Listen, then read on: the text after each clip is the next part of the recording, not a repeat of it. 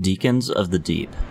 Pain in the ass though they may be, there's nothing particularly fancy about this boss. A handful of simple pointers can work wonders toward making this a consistent fight. We'll begin this tutorial by covering some of the most essential tips. Number 1. Don't over-rotate the Deacons. It may be easy to watch any hitless run and assume there's no method to the madness and simply running laps around the Deacons for days. In truth, even experienced players will sometimes run into the issue of turning the crowd too quickly. The problem with over-rotating the Deacons is that some will start turning the other way, leading to a group that's looking all over the place.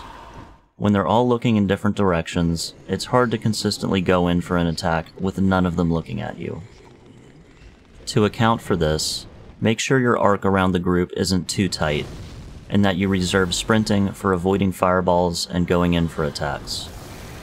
To get an idea of just how easy it is to make this mistake, you can over-rotate them even when you're only jogging. Usually this is the result of running too tight of a circle. Just expand your loop a bit in this case. When going for the kill, draw a mental circle around the Deacons. When you find a good target, get them all facing you. Position yourself at the bottom of the circle and your target along the right side. Sprint around them in about a 240 to 270 degree arc and land the kill. This works well for the size circle I use, but try it out for yourself and adjust accordingly. Number 2. Avoid killing too many Deacons at once. Try and kill only the one you're targeting. Every Deacon you kill will eventually be replaced by a new spawn, and killing a lot of them at one time can create a situational awareness hazard. Suddenly, your tightly controlled group is flanked by multiple stragglers from both sides, and you get hit by a stray fireball from a Deacon you didn't even know was there. It's not the end of the world if you end up killing a couple as collateral damage, but do avoid attacking into the middle of huge crowds. Each dead Deacon is a future straggler to locate later on. Number 3. Herd stragglers. As respawns wander toward you and the pack, take a step back and start circling these guys as well. This will slowly corral them into the group in a neat and gradual fashion. It can also help you avoid some lines that could get you fireballed if you focus only on the main crowd.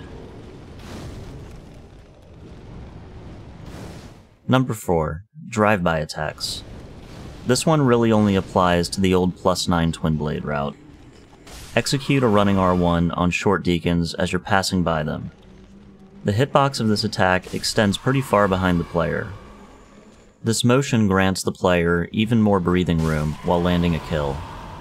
If you're playing the rest of the fight optimally, the fight should still be consistent without this method. That being said, it doesn't hurt to add another failsafe measure if your route allows for it. Again, this applies only to +9 twin blades. Any other route or Deacon type requires at least an L1 for a one-shot kill. Number 5. Wait between the 4th and 5th kill. As mentioned earlier, all slain Deacons eventually respawn. Taking a breather before the final kill in Phase 1 will provide ample time to ensure all respawns are present and in the group before you push Phase 2. This in turn means less chance of a nasty surprise while you're going for the Phase 2 kill. Number 6. Don't kill the 5th Deacon too far back in the arena. You don't want to leave yourself too much ground to cover as you approach the Archdeacon for the final kill. Sprinting like a madman back to the front of the arena, only to get your skull and buff off in the nick of time with no stamina left to attack, is no winning formula. What I'd suggest is focusing your final Phase 1 kill near these two locations, at the back corners of the tomb. Do look behind you while you run toward the front, if any of the Deacons have a line of sight on you.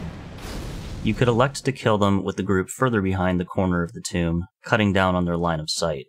Or, you could kill them along the outside and take a line that keeps you moving somewhat perpendicular to the fireballs. Now, moving on to the tips concerning Phase 2. Number 7. Avoid attacking the Archdeacon toward the alluring skull. Instead, attack him perpendicularly or away entirely.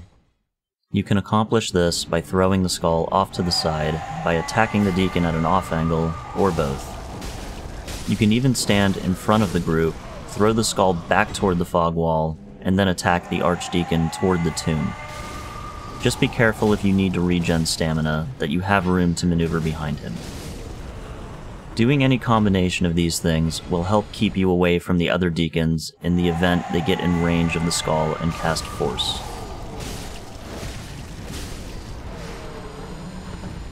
Number 8. Jog left around the Archdeacon.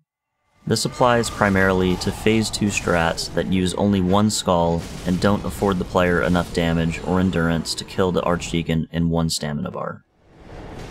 Jogging left or clockwise around the Deacon lets you strafe both his poke and his overhead slam. This will allow you to quickly regen stamina for 2 to 3 more attacks before the alluring skull wears off. Number 9. Handling R1 attacks. As you'd expect, this applies to most melee weapons outside of twin blades. The thing to avoid here is accidental backstabs. There are a couple ways of going about this. The first is to face away from the group and take the initial attack at an off angle. Take advantage of the fact that you can face in one direction and turn as you're attacking. This is the more ideal method of tackling the problem, in my opinion. If you're still running into issues, an alternate strategy is to begin your attack chain with an R2. For something like a +9 route on SL1, this should be fine. For routes where you use 2 or more skulls in Phase 2, make sure you have a good handle on your safe punish windows while mixing R2s and R1s, and backing out to throw additional skulls. Now, let's examine some Phase 2 kills.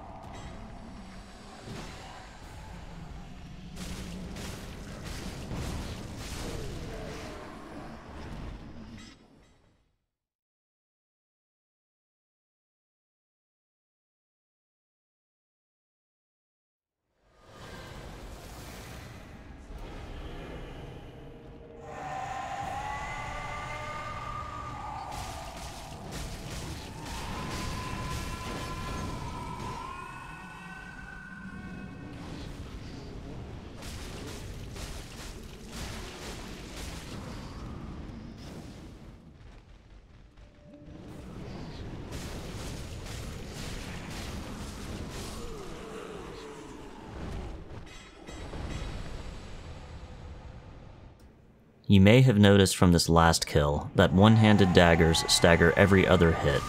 Specifically, they stagger on odd hits. If you're unable to rotate around the Archdeacon for whatever reason and need to retreat in a straight line, you'll need to make sure your final hit of that set is staggering him. Note the tight spacing in this last clip.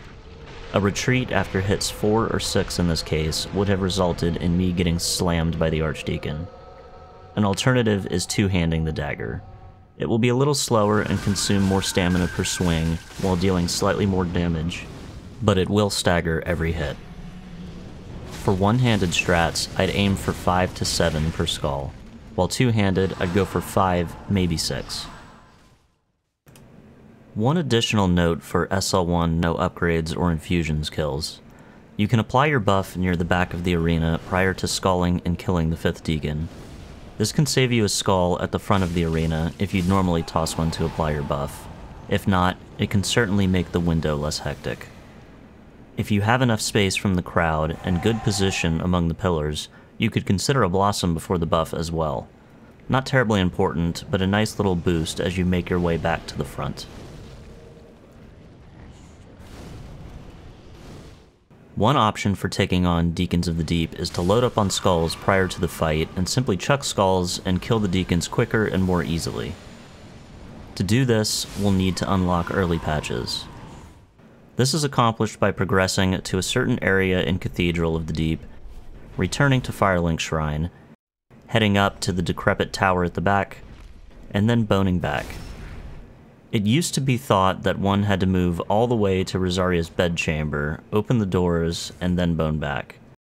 However, it's recently been discovered that you simply need to set foot on the main ledge right here.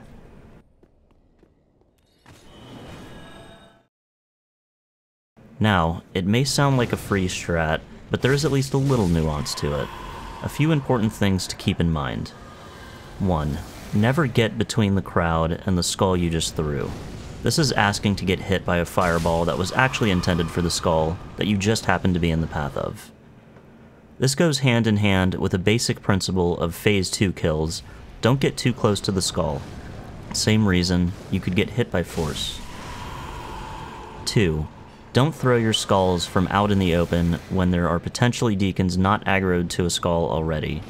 Unless you can chuck a skull, kill your intended Deacon almost immediately, then chuck another, it's a safer bet to throw from behind pillars. Properly gauging your safe windows to throw skulls will come with practice. 3. You'll likely overkill Deacons more often than compared to not using skulls. Think back to tip number 2 of the main tutorial segment. To account for this, just be patient and ensure all respawns have made their way onto the playing field. This is assuming you're still pulling Deacons to the back of the arena. If not, make sure your skulls are placed such that they'll draw the aggro of both the respawns and the existing Deacons. In this case, along the tomb is a great option. 4. Keep the principle of not going for a Deacon in the middle of the crowd. If you're dealing with one stuck in the middle of the mosh pit, take some time to try and maneuver around first to get him on the outside. Then throw the skull and go for the kill. If your targeted Deacon happens to migrate to the center of the crowd after throwing a skull, it will be very tempting to hard commit and try and push through the crowd. Fight the urge to wedge yourself into the crowd and instead regroup. I like to open the fight by lobbing a skull high onto this pillar on the right. From here, you can ping-pong the next couple skulls between nearby pillars, picking off the Deacons in kind. Retreat away from the crowd and allow them to regroup. Then, continue by using the pillars to block fireballs and chuck skulls around either side, preferably the right. You could pull back immediately after the first pillar skull and regroup right away. This is probably a more fail-safe strategy. The risk of hanging out at the front for too long is, of course, the respawns coming in from behind.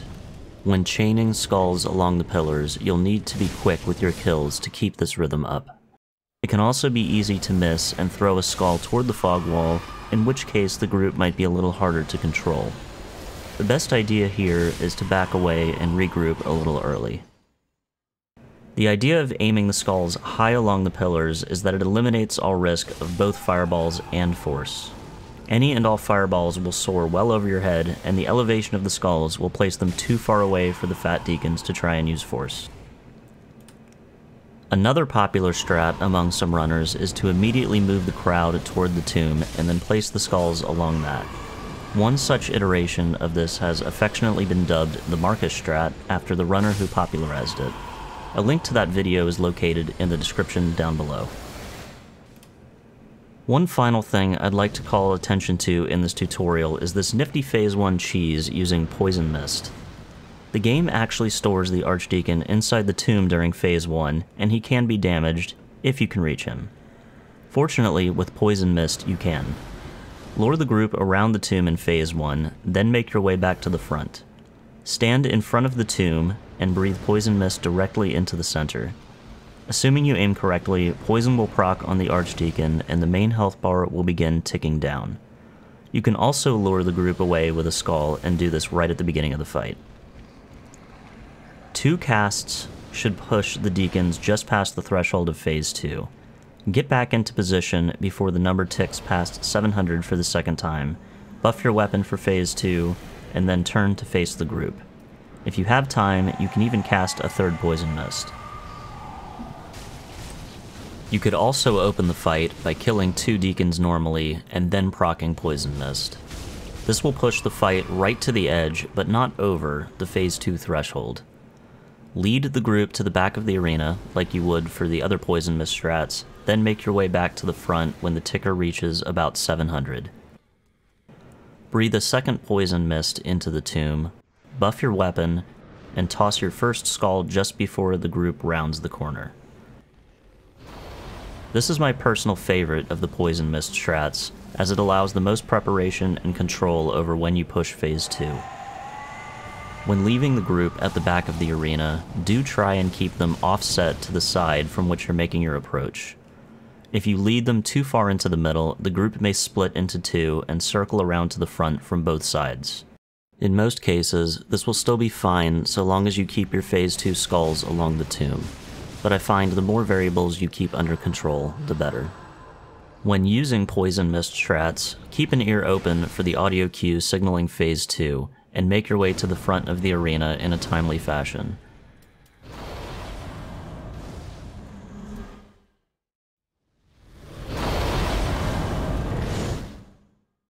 Not recognizing the onset of Phase 2 is a potential pitfall of using Poison Mist, so maintain awareness. This strat will allow you to lead the Phase 1 entourage rather far back into the arena if you so choose. This strat is particularly handy for SL1, no upgrades, or infusions runs. I hope you've enjoyed this tutorial. Feel free to leave a comment down below or reach me on Discord as you see fit. And as always, good luck with your runs.